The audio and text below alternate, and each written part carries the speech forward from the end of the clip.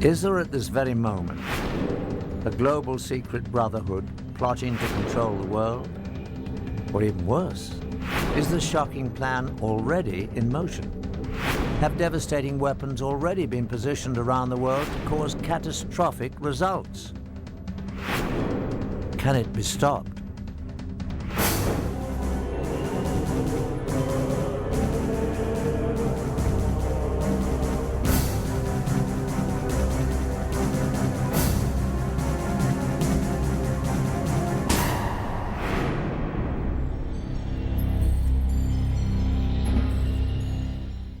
Hello, I'm Patrick Macnee. The Illuminati is said to be a global secret society that has been operating for centuries, a hidden brotherhood that includes some of the world's most influential people, people of all races and religions that hold top positions in government, churches, business, education, science, medicine, military, financial, and charitable institutions.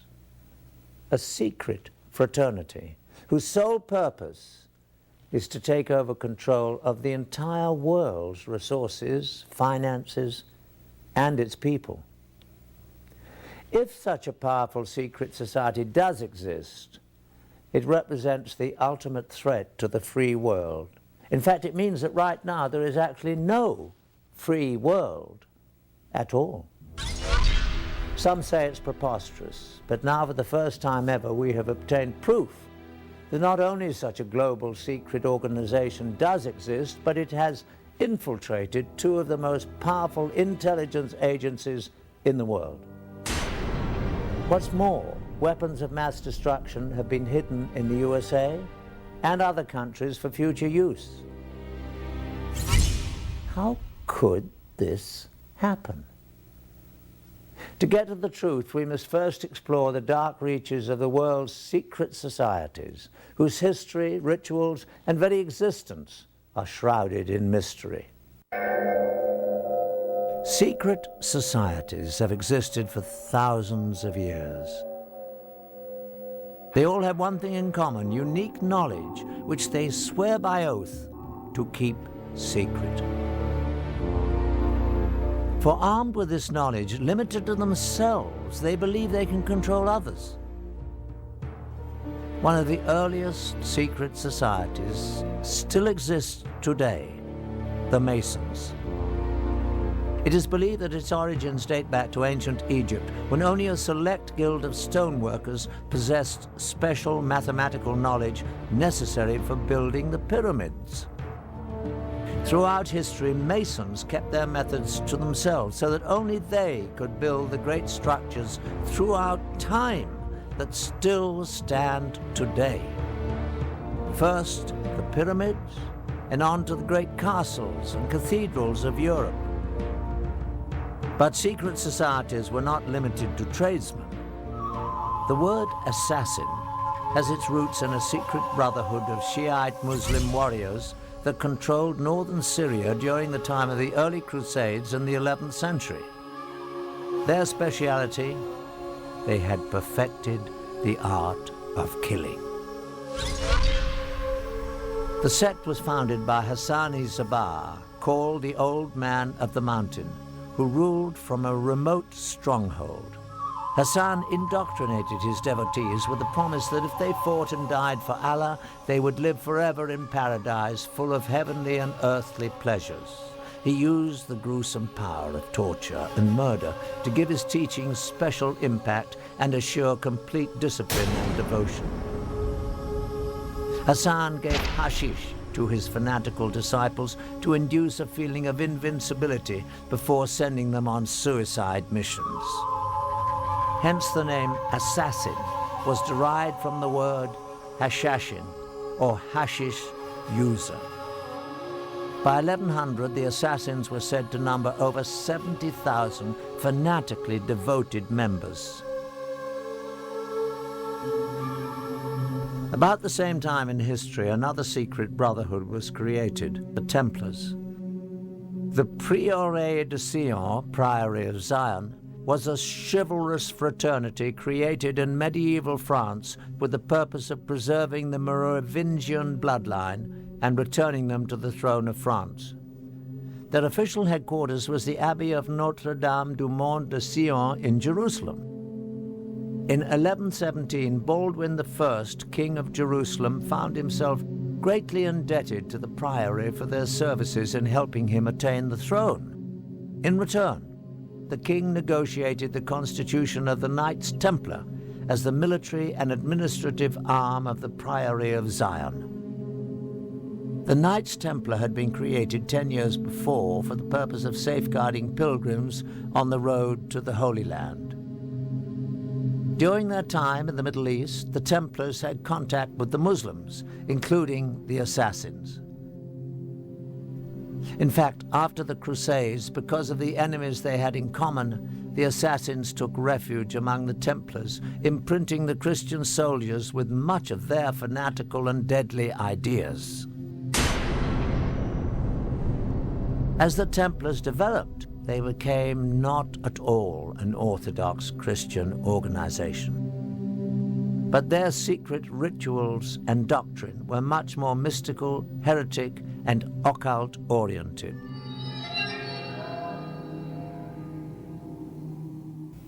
As the power of the Templars grew, the Brotherhood developed into a church within the church, handling their own banking, revoking excommunications issued by bishops, and they answered only to the Pope. Everything about the Knights Templar has at least an element of mystery about it. Right from its beginnings, it was founded just after the First Crusade, which had reopened the way between Europe and the Holy Land. And in about 1118, 9 French knights, all of whom were connected with the court of the Count of Champagne, went over to the Holy Land with this mission, they said, to protect the roads and the pilgrimage routes, to make them safe for pilgrims who would now be able to visit the holy places. Now, once they arrived in the Holy Land, there's actually no evidence that actually did anything for 9 years or so. And right from the beginning, there's something that doesn't quite connect. And there's other evidence that this mission of protecting the pilgrimage routes was actually just a cover story. They actually went there for another reason. For some reason, these 9 knights thought that there was something to be found there. There's certainly evidence that they excavated beneath the Temple Mount. Archaeologists have actually found Templar artifacts from those excavations. As it turns out, the Templars spent very little time on the roads at all. Most of their 9-year stay was spent digging out old tunnels under the Temple Mount, the original site of the biblical Temple of Solomon. What were they looking for? The temples of Solomon had long since been destroyed. Yet in times of trouble, the priests were known to have hidden religious treasures in secret underground vaults until it was safe to remove them. The Bible tells us that the Ark of the Covenant and other treasures of the temple survived several foreign invasions in this way. Perhaps the Holy Grail had survived in the labyrinth under the temple as well, waiting for man to rediscover its power. Certainly it was no accident that the knights stationed themselves in a mosque that rested on the ancient site. In fact, it was after their stay that they changed their name to the Knights of the Temple, or the Knights Templar. A monk by the name of Bernard, who later became Saint Bernard, was involved in the formation of the Templars. Saint Bernard was involved in deciphering ancient Hebrew text. Bernard, although in many ways a very worldly person, was also very spiritual.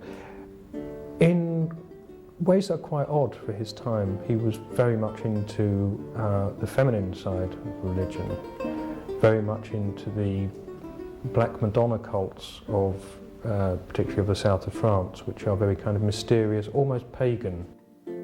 He had a great veneration for the feminine, embodied in lots of ways in the Virgin Mary, which was actually quite unusual for his time, and that appears to be the thing that drove him more than anything else. St Bernard was a very learned man again for his time. Yes, he studied Hebrew texts, studied other texts as well. It could well be something that he found in there that gave these people the idea that there's something worth having in Jerusalem. It's speculative, but it's a good speculation. It seems a very logical thing. You have people studying these old documents who suddenly want to get their people to some of these old places mentioned in these documents. They're looking for something. Personally, I honestly don't know what it was they found, except that people considered it important. Nobody knows for sure. Whatever it was, nobody knows where it went. And it's a real mystery. But there's no shortage of theories, any of which could be correct. Documents, Ark of the Covenant, Holy Grail, whatever that is. But they certainly had their secret. A very old text records the find. We repaired to the secret vault and let down one of the companions as before. The sun at this time was at its meridian height, the rays of which enabled him to discover a small box or chest standing on a pedestal curiously wrought and overlaid with gold.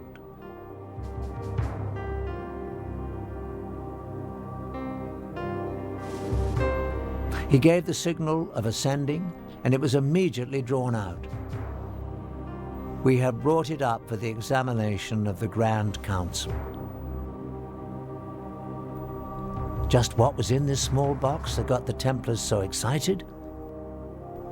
Clearly, a group of Christian knights, bound by the vow of poverty, were not interested in anything of material value. More likely it was an object of great religious significance.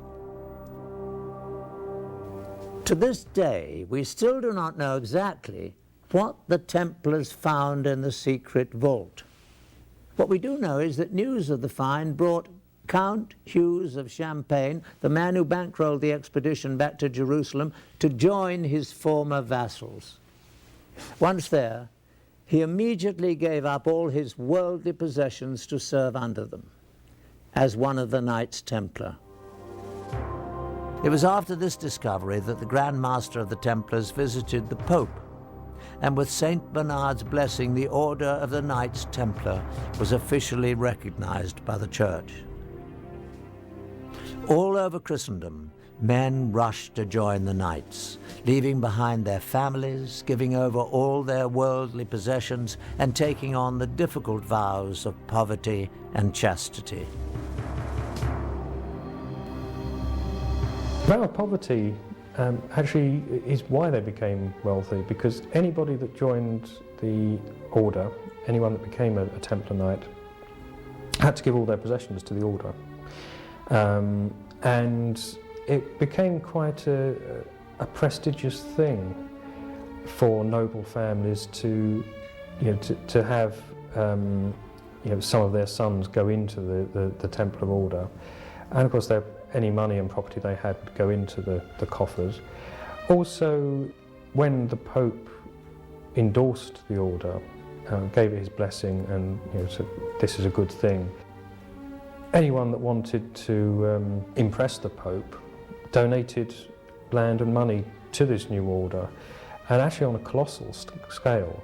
None of the individual knights were allowed to own anything, so that all this material, that land, castles, livestock, and just pure money that was just given to them as a gift, went towards the order. Their reputation was as the most feared, efficient fighting force on the Christian side. They were kind of the special forces of their time. Also because they were this mixture of monk and a soldier. The Knights Templar had quite a career after the Crusades. They basically took over Europe financially, dominating all of the major industries, especially that of money lending. They invented the modern checking system, and within a few years had all of Europe's kings indebted to them.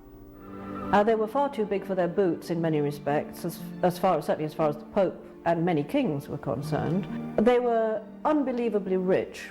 It seemed there was no stopping them, basically. Most historians believe that they got their comeuppance because of their wealth. Essentially, the French king who started the suppression of the Templars, Philip the Fair, essentially that he was jealous of their great wealth. And it is generally thought that he used accusations of blasphemy and sacrilege against them, but really he wanted their money. The charges against the Templars were blasphemy and sacrilege, and that they failed to observe the usual reverence for the church, but that was well known. There were sexual elements in the charges, but then there always are, when you think about it, in charges against heretical groups. They were accused of sodomy, of homosexual acts. They were accused of spitting and trampling upon the cross, of worshipping not just a bearded severed head, but in some extraordinary cases they were accused of worshipping the severed head of a cat. The Catholic Church got the confessions that it needed to suppress the Templars. On Friday the 13th, 1307, the Pope officially disbanded the Order of Knights. Their Grand Master was burned at the stake. By the middle of the 1300s, the Knights of Templar seemed to have completely disappeared and their treasury confiscated. But could the richest and most powerful brotherhood on earth and all their wealth be rounded up and seized almost overnight? No. The highly trained and organized Templars only went quickly underground, taking most of their wealth with them. They evolved into an enormously powerful and well-financed secret society. Indeed, as history unfolded, the facts show that Templars never went anywhere except out of the public view. But with one added dimension: an extreme hatred for the Catholic Church.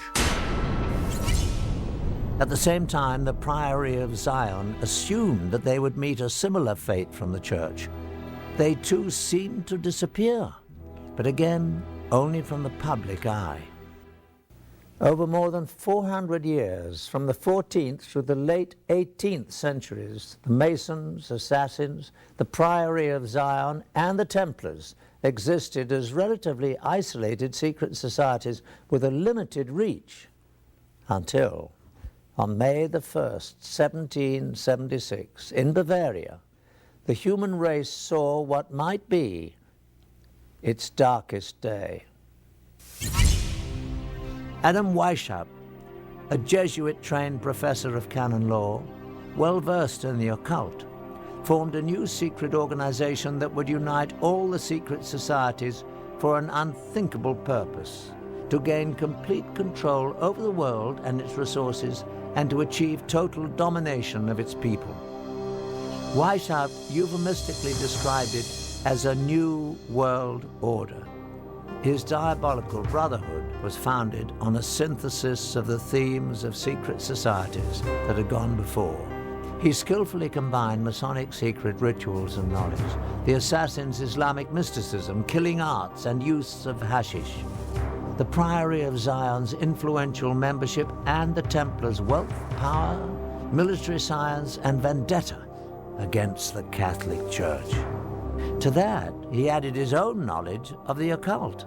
It was not an accident that he chose May the 1st, a very important date on the satanic calendar, for the founding of his society. The group was called the Illuminati. The public translation was intellectually inspired. But Weishaupt himself said in private that the word was derived from Lucifer and meant holders of the light. The official seal of the Brotherhood was a mystical, unfinished pyramid, and an eye above it with rays of light emanating in all directions. The eye represented the all-seeing, all-knowing nature of the illuminated Brotherhood reigning above the world.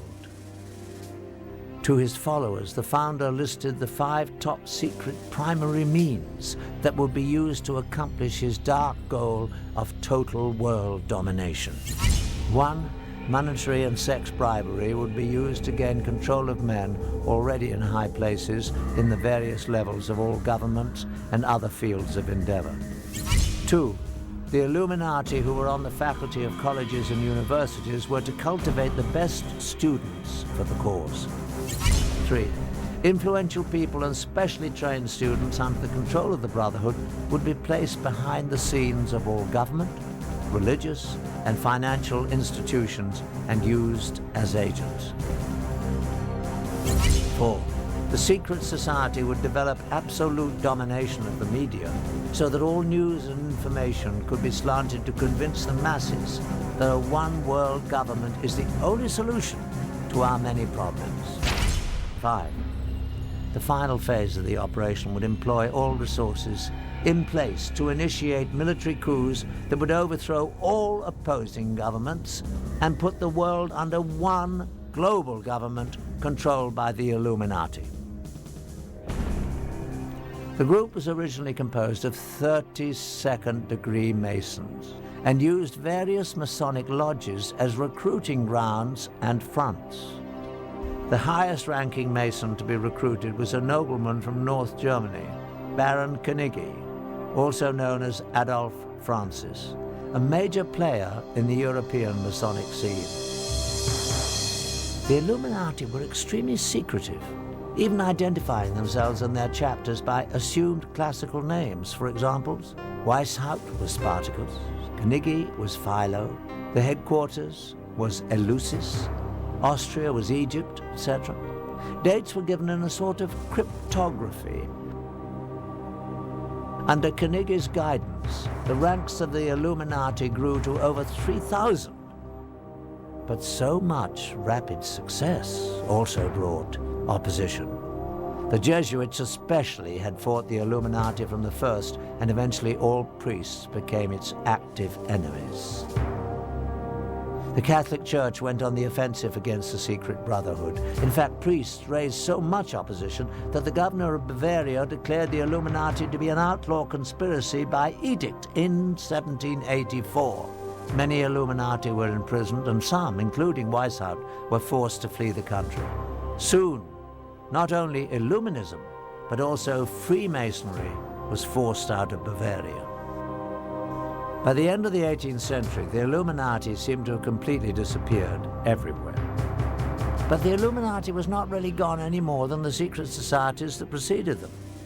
They just went underground and added one more item to their list of dark goals: infiltrate and bring down the Catholic religion. When we look around the world today, what do we see of the secret societies? Masonic chapters exist in the open all around the globe as a mainstream organization. The Order of Knights Templar today exists as the top-ranking Masonic organization in the York Rite of Freemasonry. What goes on inside Masonic halls is still relatively secret. Probably known only to their upper echelon members are the dark rituals, goals, and the vendetta against the Catholic Church. The Masons and Templars have very effectively integrated themselves into the world's most respected societies. To a lesser degree, the Assassins have appeared publicly periodically throughout history. In the early 1800s, they were visible in India as they came under the direction of the Aga Khan, who they believed possessed divine powers. In the latter 1800s, the Aga Khan brought them to Afghanistan, where they developed a lasting relationship with the British. Later, the Aga Khan's descendants further infiltrated Western culture. One prominent example was when Prince Ali Aga Khan, grandson of Aga Khan II, married American actress Rita Hayworth. Are the Assassins, as a secret murderous order, now a thing of the past? The bloodshed occurring today at the hands of Islamic extremists would say the Assassins are alive and well. The Priory of Sion also continues to this day. In fact, it has been reported that a number of illustrious figures in history have served as the Priory's Grand Masters, and there is corroborating evidence. In 1975, a discovery was made in a Parisian library. Parchments were found called Le Dossier Le Carré. These documents indeed reveal that some of the secret members were Leonardo da Vinci, Victor Hugo, and Sir Isaac Newton. The Priory has been credited by some with the creation of the European Union. Former President of France, François Mitterrand, was believed to be a member of the Priory and many other powerful people. As for the Merovingian bloodline that the scions were pledged to protect, it continues on. Through incestuous intermarriage, most of the royal families of Europe can claim Merovingian descent. And it is said that from these royal families have come all 44 of the United States presidents. These connections around the world through the Priory of Zion provided the Illuminati with the means to influence politics and power around the globe. But what about the most secret society of them all? Adam Weishaupt's Illuminati, the brotherhood that vowed to bring all the other secret societies together to control the world. Is it still actively pursuing its diabolical plan of world domination? Indeed, shocking new facts that we have uncovered reveal that it is stronger than ever today. Studying a top-secret society is much like studying the current of a lake. The ripples on the surface give us clues to know what is going on in the darkness below. The Illuminati's grand plan required that it infiltrate the governments of all countries around the world. In our extensive investigation, we focused on just one target, the former Soviet Union, to see how it was manipulated by the Illuminati. An effective way to gain control of a government would be to penetrate its intelligence structures. Newly released information from the files of the KGB provides some unprecedented insight. Now that the Cold War is over, some highly classified information is being smuggled out of carefully guarded vaults in what used to be the Soviet Union. With the change to a market economy here, many items never before available to Russians are finding their way to the black market. They say that everything is for sale in the new Russia, including state secrets and the spies who kept them. After the collapse of the Soviet Union came the dissolving of the KGB. The new government formed its own new security and intelligence agencies, employing many of the old KGB personnel, but leaving many without jobs. Even those with employment were often not paid as promised. We found that many former KGB employees were eager to give first-hand accounts of their classified activities within the agency for the right price. However, when the subject of the Illuminati was introduced, no amount of money could induce anyone to talk about it. We took this as a definite sign that we were on the right track and getting dangerously close to uncovering the presence of the secret brotherhood within the KGB. The former KGB employees were willing to direct us to black market sources where we might obtain further information, but at our own peril. Though most leads proved to be ultimately unproductive, we found that with perseverance, money, and a bit of luck, it is possible to acquire classified Soviet documents. Using a hidden camera, we recorded numerous meetings over a period of months in which we attempted to obtain relevant materials. This transaction between one of our Moscow contacts and black market dealers proved to be one of the more successful ventures, though as you'll see, not without a few tense moments. And we need to pay our man, we need to take care of stuff. Our deal is 5,000, that's all I have. Okay, so, we need more money. I'm talking, we need more money, okay? Like, we can get, okay, let's do that. Like, give us 5,000, that's okay, and the rest you can do, like, tomorrow or the next day, like, whatever. 5,000 is the idea, that's it, I can't do that. This is all I have. Okay, so let's take 200 $. Hey, run up! Finally safe from the black market dealers, within some of these documents we found corroboration for the most valuable piece of information related to us by the ex-KGB agents. Just as we had been told, indeed, the KGB carefully recorded their activities in documents, films, and tapes. And these were kept in storage in a holding facility beneath the KGB headquarters under the highest security.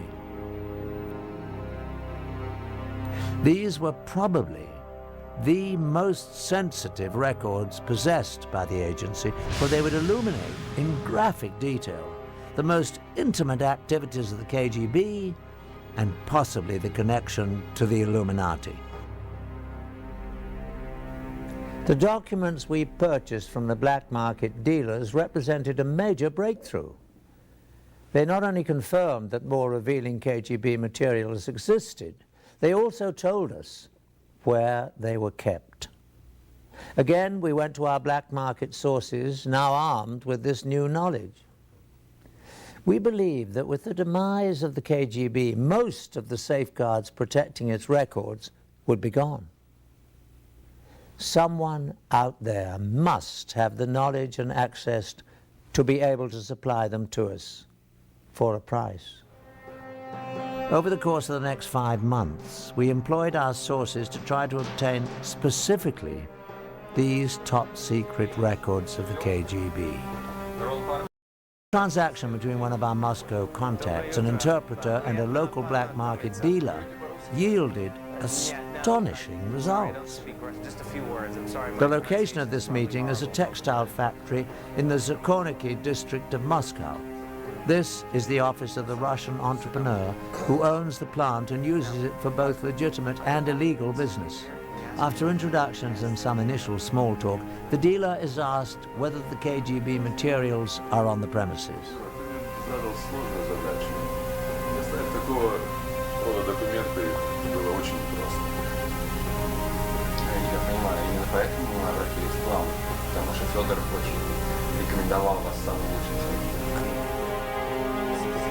From a safe, documents are produced that relate to the films and tapes the dealer has promised to deliver. After an inspection of the documents and a cursory verification of their authenticity, the transaction is completed.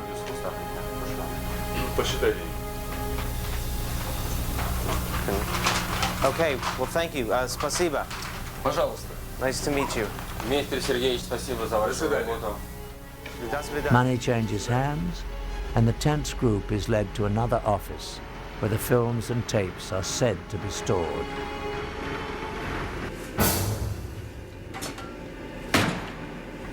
And finally, the graphic film, tapes, and documents we'd heard about surfaced.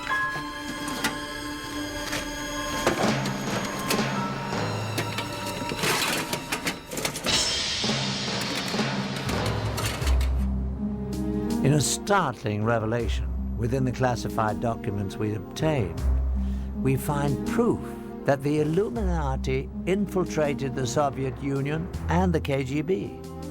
These communiques between two high-level KGB agents actually refer to the original illuminated one, Adam Weishaupt, by name. They go on to allude to a connection with two past rulers of Russia, Joseph Stalin and Nikita Khrushchev. Our mission to place agents within the walls of the Vatican is a goal that the founder Weishaupt talked about 200 years ago. It is something that has been attempted through the years by both Stalin and Khrushchev with no success, but I believe we can finally do it this time. What's more, in the lab, our investigators made an alarming discovery.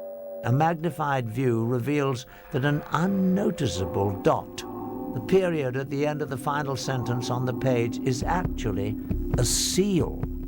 It is the unfinished pyramid with an eye and triangle above it. The official insignia of the Illuminati, a marking used by the secret society since its creation in 1776. The KGB was determined to infiltrate the Vatican. Why would this, of all places, be of such critical interest to the Russians? The answer is simple.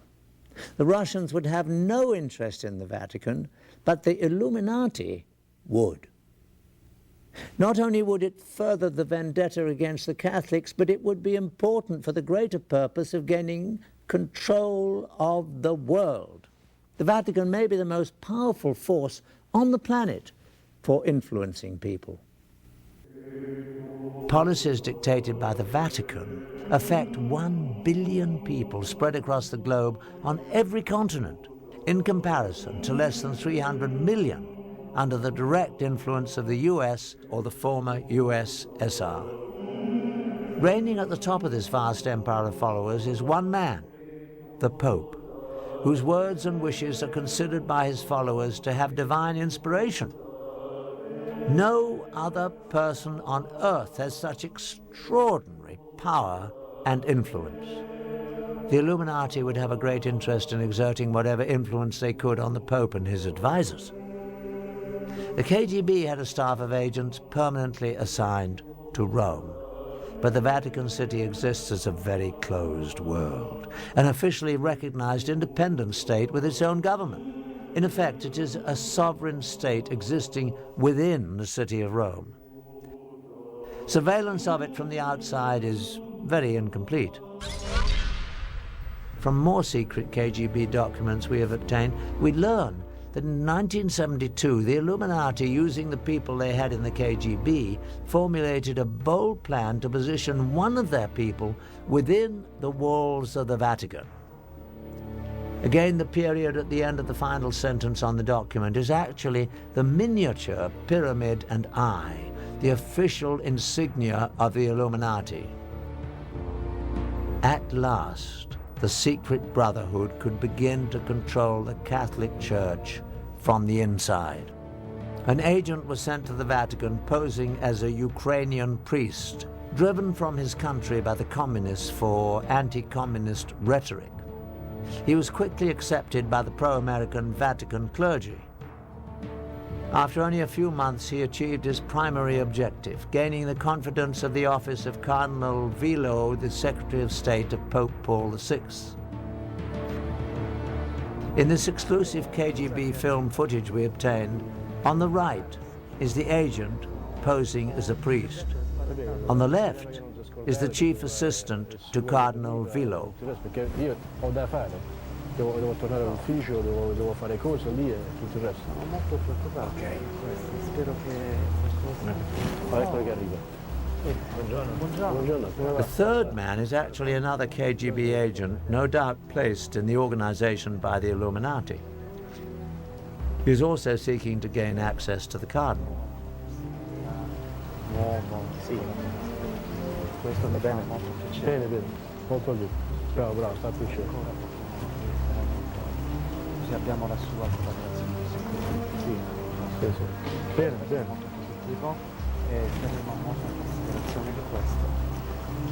Sappiamo quanto importante è per noi questa collaborazione. When Vilo's assistant is sent on his customary monthly trip to Milan, the KGB installs a camera in his hotel room. In typical KGB fashion, the priest is about to be set up to be blackmailed to assure his continued cooperation. Over several days, a woman becomes friendly with him and gains his trust.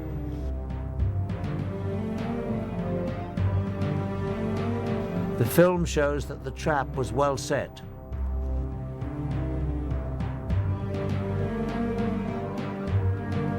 One night, the woman comes to his room to take him to a dinner meeting. Vino bianco, prego. Possiamo vedere tra questo Ho soltanto del buon vino rosso, che dici un po' di Ci vede quello del vino rosso? Va bene. While he is briefly away pouring drinks, she takes off her blouse.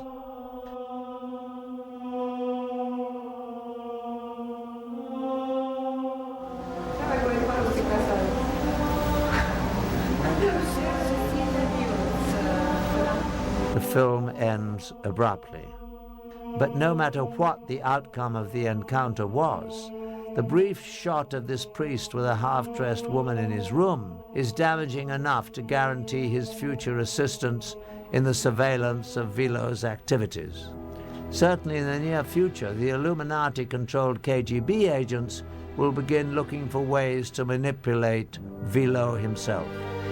Once that is accomplished, they will be extremely close to the very heart of the Catholic religion, Pope Paul VI. But it appears that the Illuminati was not content with exerting only influence to control the Vatican. They sometimes resorted to murder. Since the founding of the Illuminati, a number of officials have died at the Vatican under highly suspicious circumstances, including 3 popes. In each case, the death of the official was timed so as to have a great political significance, the telltale mark of the secret brotherhood influencing world politics for their benefit. In 1939, Pope Pius XI was poised to release a statement condemning both the Nazis and the fascists, groups doing the kind of evil that the Illuminati would be behind. But before he could make the public statement, he suddenly died. A close assistant, Cardinal Tisserand, was heard to repeat again and again in French, "They have assassinated him! They have assassinated him!" His body was quickly embalmed, making an autopsy and proof of cause of death impossible. In 1978, it seemed the secret brotherhood might again be using murder to manipulate the papacy. Paul VI suddenly died. Admittedly, he was frail, but the sudden worsening of his condition seemed all too convenient to many observers. However, this time, the Illuminati architects got a result they probably were not expecting: a pope who would be at odds with them, John Paul I. Almost immediately after he took office, the new pope showed a great deal of independence. It seemed that John Paul had a special distaste for the corruption he had seen was rampant in the Vatican's finances. While he was the Cardinal of Venice, the Venetian Catholic Bank was sold in a secret deal to the Vatican Bank for a greatly undervalued amount. Profits reaped by a few were estimated at more than $70 million, but the losses to the Venetians were great. The clergy of Venice even lost their pension funds. Instrumental in the deal were bankers Roberto Calvi, his mentor, Sindona, and the director of the Vatican Bank, Bishop Marcinkus. After John Paul became Pope, these 3 were still in charge of investing much of the Church's money. In his new position, the pontiff had the power to investigate them and publicly bring out the facts. Altogether, he was poised to uncover illegal dealings that involved almost $1 billion. This would be a serious blow to the Illuminati, who were certainly behind the criminal financial dealings. The danger to the Pope became shockingly clear one day at a private meeting between John Paul and a Russian Orthodox Archbishop, Nicodim. As the meeting began, coffee was poured. Nicodim took the first sip and almost immediately collapsed to the floor and died. His face was very contorted in a horrible and unnatural grimace, as if the death was very painful. The stunned Pope carefully put down his own cup before he sipped. Certainly it came to his mind that the coffee must have been laced with poison that was meant for him. The official doctor, however, quickly proclaimed that the Archbishop had died from what had become the standard cause for deaths at the Vatican, a massive coronary. All the facts surrounding the mysterious death of the Russian Archbishop Nikodym pointed toward an assassination attempt and a cover-up. The Russian's body was embalmed very quickly after his death, without a prior complete medical examination. After the embalming, it would be impossible to perform an accurate autopsy to determine the cause of death, particularly if it involved poison. Also, the coffee the Archbishop drank was never collected for analysis, and no forensic investigation was ever carried out. Although the proof was gone, to many it was clear that the Pope had narrowly escaped being murdered only 10 days after he was elected. The experience proved so frightening that John Paul called a secret meeting with his top 4 cardinals to discuss the situation. The meeting took place on September the 28th, 1978. Only the 4 cardinals and the Pope were in the room. To this day, it is not known exactly what was said, but afterwards, the Pope was moved to take action. He ended the term of Cardinal Vilo as Secretary of State. This was the same Cardinal Vilo whose assistant had been blackmailed in the KGB films taken in 1972. Over the 6 years, this cardinal must have also been drawn into the Illuminati's web. Removing him meant that the Pope had uncovered at least part of the dark secret. But even John Paul could not avoid his fate at the hands of the Illuminati. That night, the pontiff retired earlier than usual and took with him detailed notes of the secret meeting to deliberate upon. At 5 a.m. the next morning, the Pope's closest attendant, Sister Vincenza, became concerned. His Holiness had never overslept before. She peered inside his door. John Paul appeared to be sitting in bed with a light on as if he were reading. Various papers were around him. But to her horror, his face was frozen in the same agonized contortion she had seen on the face of the dead Russian Nikodym only days before. After only 33 days as Pope, John Paul was dead. After more than 200 years of protecting their secret ways, the Illuminati was very thorough at covering its tracks. Although the Pope had relieved him of his Secretary of State duties just hours before, Cardinal Vilo took charge. As the senior cardinal, he was now, in essence, the temporary Pope. He first locked himself in the papal bedroom and collected prescription medicine from the bed table and most of the papers in the room, including notes of the secret meeting. Also taken were the candies the pontiff often enjoyed while reading, and even the Pope's reading glasses and slippers. All these items were never seen again. Next, Vilo sent Sister Vincenza away to a convent after forbidding her to tell anyone that she had found the pontiff dead and anything about what she saw. And then at 6:10 a.m. he ordered embalmers to be summoned. But the most shocking occurrence of all was that they arrived almost immediately. It was estimated that given the distance the embalmers had to travel, they must have been contacted at 4:45 a.m., 15 minutes before the time that the sister had discovered the Pope. At 7:30 a.m., a public announcement was issued. The cause of death was heart failure. Instead of Sister Vincenza, it was reported that the Pope's secretary, Monsignor Maggi, had found the body, and the time of discovery was changed to 5:30. By the time of the announcement, the embalmers had already done their work, just as in the all-too-similar death of the Russian Archbishop only 23 days before. Any possibility of 100% accurate autopsy was eliminated. If foul play was involved in the death of John Paul I, the chance to prove it was conclusively gone forever.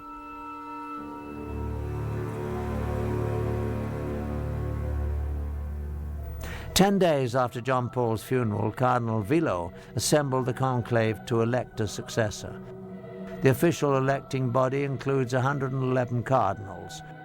Once sequestered in the Sistine Chapel, the cardinals must invoke the power of the Holy Ghost to guide them to their decision.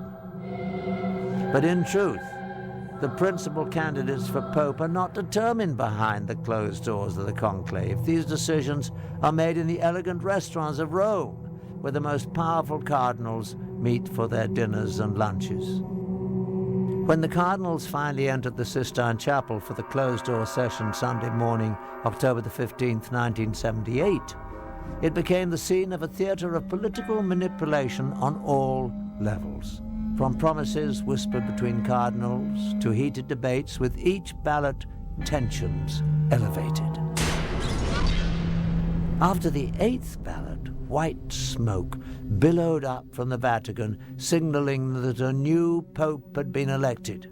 It also signaled a staggering defeat for the KGB and the Illuminati. The new pontiff was a staunchly anti-communist Pole, John Paul II. But the Illuminati does not accept defeat easily. On May the 13th, 1981, Mehmet Ali Agca, a man wanted in Turkey for murder, stood outside the Vatican Basilica in the crowd waiting for the Pope to ride through. According to Ali Agca's own account, John Paul came out of the Vatican about 5 p.m. in a white Jeep. As the Pope came by, Ali Agca pulled a pistol up and fired 3 times before being wrestled to the ground by the crowd. The pontiff was seriously wounded, but he would recover to continue his papacy. At first, Ali Agca asserted that he had acted on his own, but investigators became convinced that a much larger conspiracy had used the obviously unstable and dangerous man as a tool for assassination. Soon, Ali Agca admitted that the shooting was part of a Bulgarian conspiracy masterminded by the KGB. But of course, both Bulgaria and the Soviet Union denied any involvement. When the jury announced Ali Agca's conviction and life sentence, he seemed shocked that he'd been left to bear the responsibility for the crime alone. Then he began laying out the precise details of the conspiracy to Italian investigators, naming all those involved. On November the 25th, 1982, Serge Ivanov Antonov, an employee of the Bulgarian National Airline, was arrested in Rome and charged with involvement in the assassination attempt. Soon, the list widened to include 3 other Bulgarians and 4 Turks.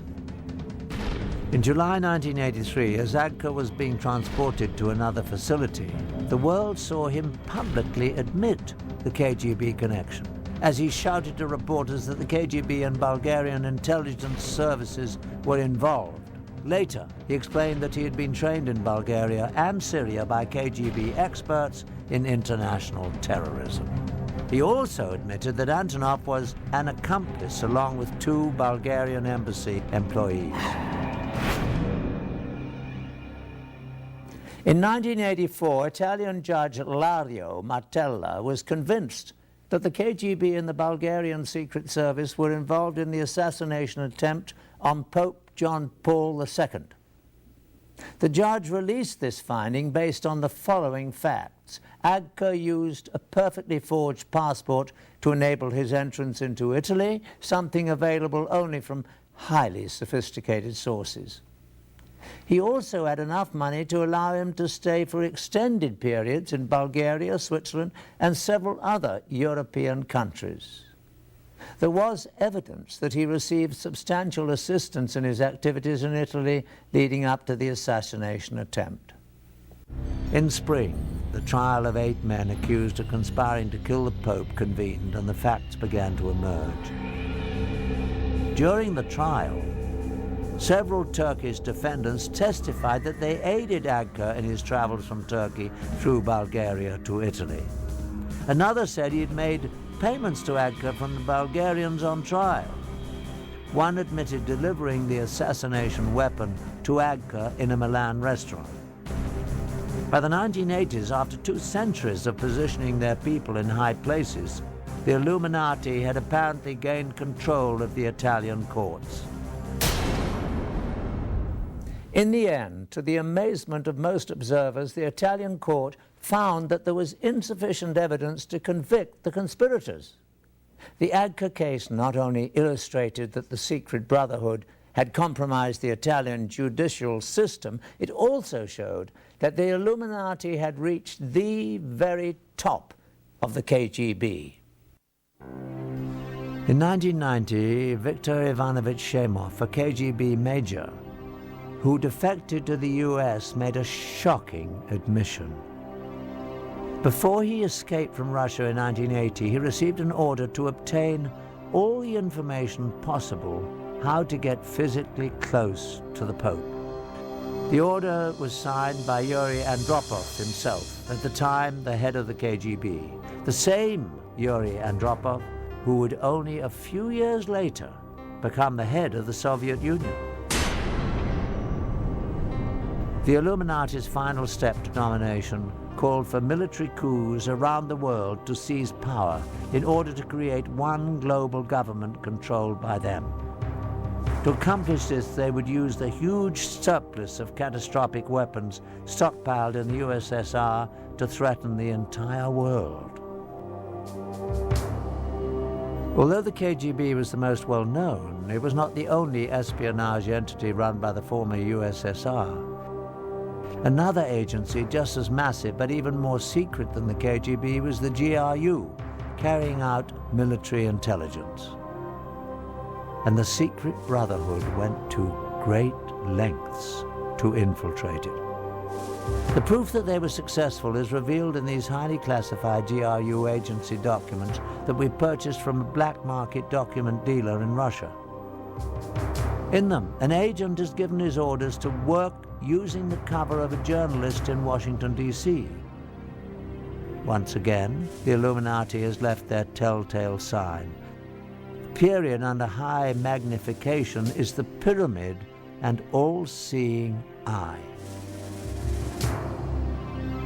While the KGB collected information on political figures and influenced politics around the globe, the GRU gathered intelligence essential for achieving military objectives. Some of the activities of the GRU were aimed at achieving objectives in various ongoing conflicts such as Afghanistan. But the major mission of the GRU was to prepare for future wars with other countries, especially the USA.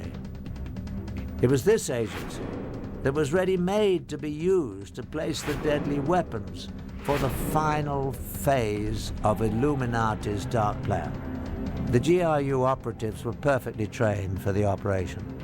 In time of Cold War beginning, in the mid, in the end, actually all time of our military service, we were used in military preparation of former Soviet Union for the future war against America. Beside their military education, GRU operatives underwent 3 years of exhaustive training. They learned to use all the tools and techniques of the spy, and they became experts in explosives. Once fully trained, the GRU agents were moved to assignments in foreign countries. Some were given diplomatic covers and went to work in embassies. Others assumed positions as journalists, as is the case in the secret documents we obtained with the insignia of the Illuminati. One was Stanislav Lunev, a former GRU colonel, who in 1992, after 20 years with the agency, would become Russia's highest-ranking military officer to defect. In his book and in an exclusive interview with us, Lunev gives a first-hand look into the GRU. Although his face was never shown, he would not even mention the Illuminati, although he never denied their existence or involvement in the GRU. He does, however, reveal some shocking facts. In the United States, I worked in Washington, D.C. operational area under the same cover as a TASS news agency correspondent. It's a very good cover because, you know, between journalists and spies, real spies, there are a lot of common because all of them are looking for news and for real information. Once in position in the field, the GRU agents had various tasks. One was to help coordinate terrorist campaigns to destabilize unfriendly governments. GRU officials have now revealed that during the Vietnam War, the agency invested over $1 billion promoting the anti-war campaign in the US. This expertise at manipulating governments was a skill that fit exactly with the Illuminati's future plans for overthrowing governments. Another major part of the GRU's agents' work was laying the groundwork for Russian special forces, the Spetsnaz. These elite troops under the GRU would penetrate countries to perform military sabotage when needed. Some would blow up strategic targets such as power stations, bridges, and communication centers. Others would form assassination squads to kill government leaders and their families. This was an ability of great value for the Illuminati for world domination. In order to bring the Russian special forces into foreign countries when required, the GRU needed to assure themselves that they would have access to cross the borders. For this, they relied on the expertise of the KGB. The agency excelled at gaining entry into unfriendly countries. They needed to be able to consistently position their spies and smuggle out information. Again, the KGB often used sex and blackmail to accomplish its goals. In this hidden camera film, the man on the right is a KGB agent acting as a raven, a male whose job is to seduce someone to commit espionage. This raven is in the process of setting up a Mexican border guard. I'll get it replaced. Okay. More. So it's very interesting. Once this border guard was hooked, KGB agents could freely cross into the US from Mexico at this station.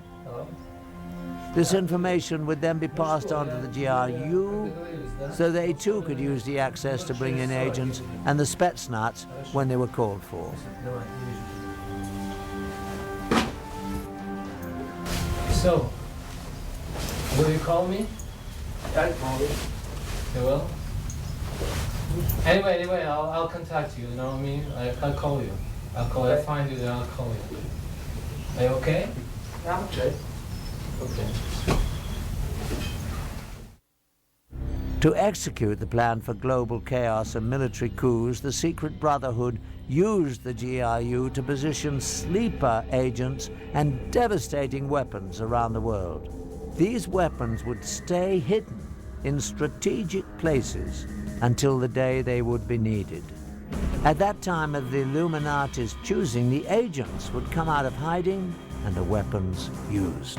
These special operation forces commanders are very highly trained military professionals, and they will come here when real tension would be in place. And they need to have very special weapon system to destroy very highly protected targets. So they will have nuclear weapons, chemical, biological, other weapon system. The most frightening weapons to be smuggled in were the small nuclear devices that have become known as the nuclear suitcase bombs. These weapons could be moved easily by one person, but had awesome destructive capabilities. Once they were in the US and other enemy countries, the weapons were hidden in safe places and could be retrieved in time of war. It is estimated that a frightening number of these nuclear devices were positioned in the US and other countries. In all probability, these nuclear devices remain hidden in their secret locations, all ready for use today. Thanks to the newly opened files of the KGB, we've had a shocking look at how the Illuminati has over the years manipulated the world's institutions like the Vatican. And we have seen that devastating weapons have been positioned around the world. We have focused on only Russia's connection to the Illuminati. Since Adam Weishaupt founded the secret organization in 1776, its tentacles have extended into many other nations around the globe. Even the United States shows telltale signs. The most obvious is on the back of the US $1 bill. Prominently displayed are the pyramid and the eye. The Illuminati's insignia put there in 1933 by order of President Franklin D. Roosevelt. Underneath are the Latin words Novus Ordo Seclorum, which translates as New World Order.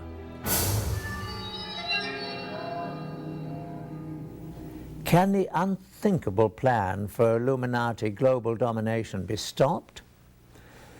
The only thing a secret society fears is being exposed. Today, books on the frightening subject are gaining wide distribution. The internet is filled with information about the secret organization. We can only hope that the people of all nations around the world will see the signs and heed the clear warning that there are those lurking in the shadows who are planning to take away our freedom. I'm Patrick Macnee. Thanks for joining me.